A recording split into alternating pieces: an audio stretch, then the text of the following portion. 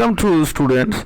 अभी हम देखते हैं बैंक पीओ के एप्टीट्यूड का जो पहला भाग था उसका ही कंटिन्यूएशन में हम देखते हैं जो अरिथमेटिक और अलजेब्रा और मेंसुरेशन का जो रिलेटेड जो ज्योमेट्री का रिलेटेड जो क्वेश्चन है उसको हम कैसे आसान तरीके से सॉल्व कर सकते हैं। तो देखिए यहाँ पे क्वेश्चन है, a man invested a sum at a certain rate of interest of the simple interest. He got 60% more amount after 8 years. If he invests the rupees 9,600 at the same rate of interest on SI, इसका मतलब है simple interest, then find the total interest we get after 4 years. ठीक है, तो यहाँ पे जो है यहाँ पे हमारा रेट ऑफ इंटरेस्ट भी नहीं हमें नहीं पता है, हाँ टाइम का हमें पता है और इसका जो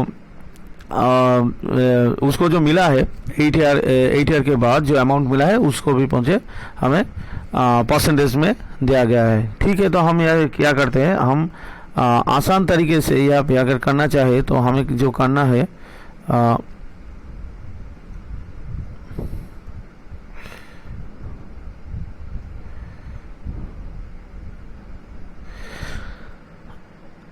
तो हम पहले ऐसा करते हैं कि हम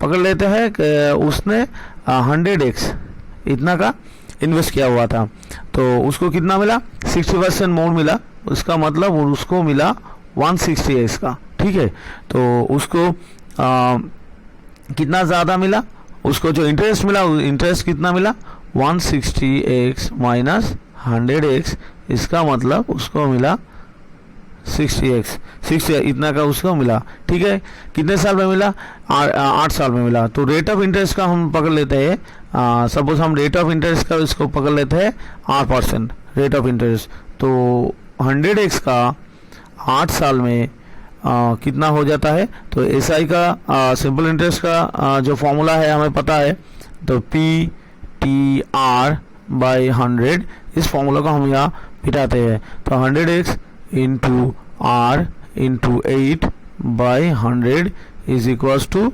60x, इसको हम बता देते हैं। तो x यार कैंसिल हो जाता है, 100 कैंसिल हो जाता है, तो 8 इक्वल्स टू 60 बाई 8 हो जाता है। इसका मतलब कितना होता है ना 7.5 होता है। तो इसका 7.5% रेट ऑफ इंटरेस्ट हमें निकल आया।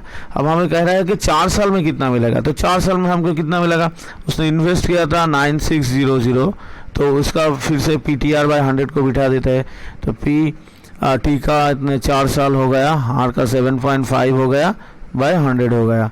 ठीक है, तो हम 0 यहाँ से कैंसिल कर लेते हैं, तो 4 इंटू 7.5 का कितना हो गया, इसका हो गया 30 हो गया, 30 इंटू 96 हो गया, तो 30 इंटू 96 कितना होता है, तो 96 को हम 30 से अगर 90 को हम 30 से अगर मल्टीप्लाई करते हो 2700, इतना 2700 का करीब होता है, और या 60 को अगर 30 को अगर 6 से डिवाइड करें 180 होता है, तो इसका टोटल आ जाता है 2880 का आ जाता है। इसका मतलब यह जो ऑप्शन बी है उसको हम यहाँ पे करेक्ट कर सकते हैं।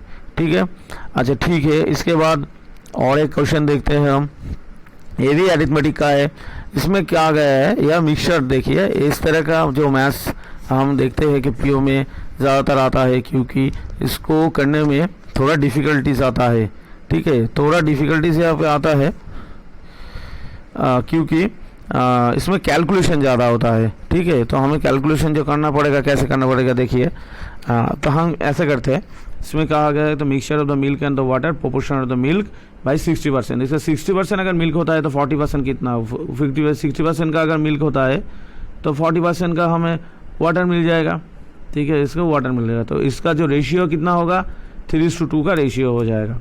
ठीक है, इसके बाद क्या करते हैं, इस तरह का 80 ग्राम से 20 ग्राम मिक्सचर को आप उठा लेते हो, तो ठीक है, तो अब अगर 20 ग्राम को उठा लेते हैं उसमें मिल्क भी आ जाएगा और वाटर भी आ जाएगा, तो रह जाएगा कितना 60 kg का। 80 kg अगर हम 80 ग्राम अगर हम उठा लेते हैं तो 60 ग्राम का रह जाएगा, तो 60 ग्राम में हमारा मिल्क कितना रहेगा, मिल्क रहेगा 60 इंटू 3/5, इसका मतलब 36, और 60 ग्राम में हमारा वाटर कितना रहेगा 60 इंटू 2/5, इसका मतलब 24। इसके बाद हमने फिर से 6 ग्राम का वाटर इसमें डाल दिया। अब नया जो रेशियो आएगा, रेशियो कितना आएगा, तो इसका रेशियो आएगा, देखिए यहाँ पे रेशियो कितना आएगा, रेशियो आता है आपका, देखिए यह तो 36 ही है, लेकिन यहाँ 24 + 6 हो जाता है, इसका मतलब 36/30 आ जाता है, इसका मतलब 6/5 आता है। ठीक है, इसका आंसर 6/5 आता है, नया जो रेशियो आता है। इसके बाद और एक क्वेश्चन हम देखते हैं। इसको देखिए, ये मेजरमेंट का क्वेश्चन है। इसमें जो क्या गया है, जो स्पेयर है उसको आपने पिघला के एक मोल्डेड करके अपने एक सिलेंडर को तैयार किया है। तो इसमें जो इन दोनों का जो वॉल्यूम होगा, वॉल्यूम तो सेम ही होगा, वॉल्यूम यहाँ चेंज नहीं होगा। इसका मतलब हम यहाँ पर अगर लिखते हैं 4/3 πr3, जो आपका स्फेयर का जो वॉल्यूम है उसको लिखते हैं, उसको अगर इक्वल कर देते हैं हम सिलेंडर से πr² से हम इक्वल कर देते हैं। ठीक है, उन दोनों का रेडियस है इक्वल है, यहाँ पे कहा गया है if the radius of both solid और इक्वल, ऐसे कहा गया है। ठीक है, यहाँ से हमें क्या मिलेगा, पाई को हम कैंसिल कर देते हैं। तो यहाँ पे हमें जो h है, जो उसका सिलेंडर का जो हाइट है, तो हाइट को हम यहाँ से निकाल सकते हैं। इसका वैल्यू कितना आएगा, 4/3 r का आएगा, 4/3 r का इसका हाइट आ गया। ठीक है, इसके बाद देखिए हमें ये यहाँ से हमें क्या निकालना है, ratio of the total surface area of the sphere to the total surface area of the cylinder हमें निकालना है। तो ठीक है, तो total surface area of the sphere का कितना होगा, 4πr² का होगा। ठीक है, और total surface area of the cylinder का कितना आएगा, 2π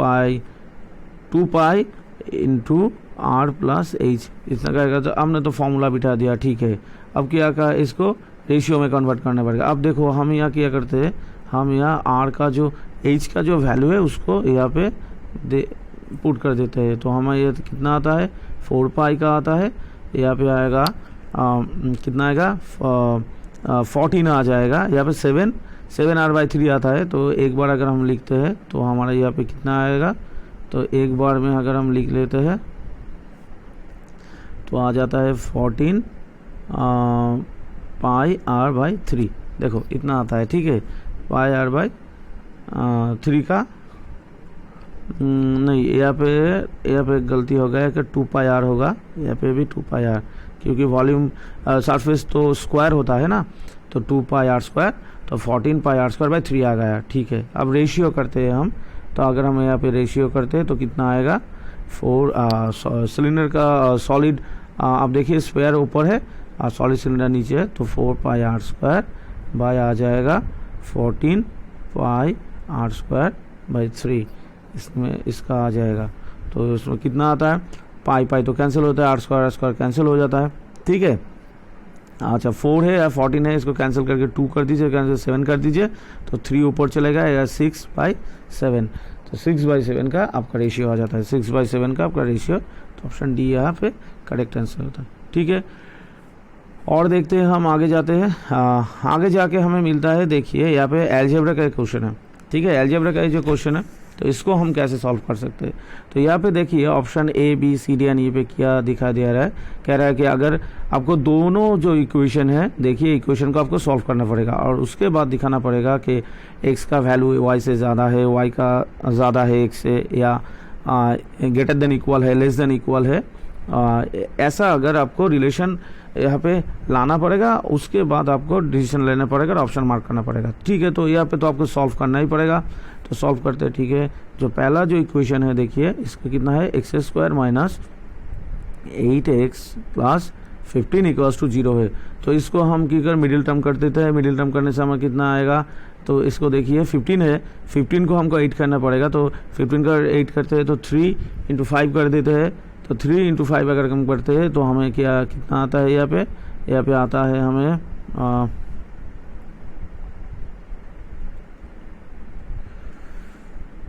तो हमें कितना आता है, x² माइनस हम यहाँ पे करते हैं 3x + 3x करते हैं, -5x करते हैं, +15 करते हैं, = 0 करते हैं। तो यहाँ पे हमें जाता है x + 3 आता है, नहीं यहाँ पे माइनस आएगा, थोड़ा 1 मिनट।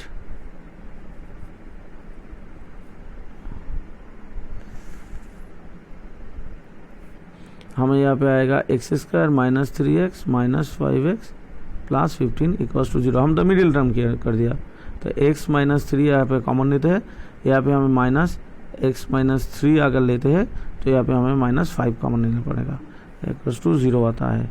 ठीक है, तो हमें कितना आता है, तो x minus 3 and x minus 5। ठीक है,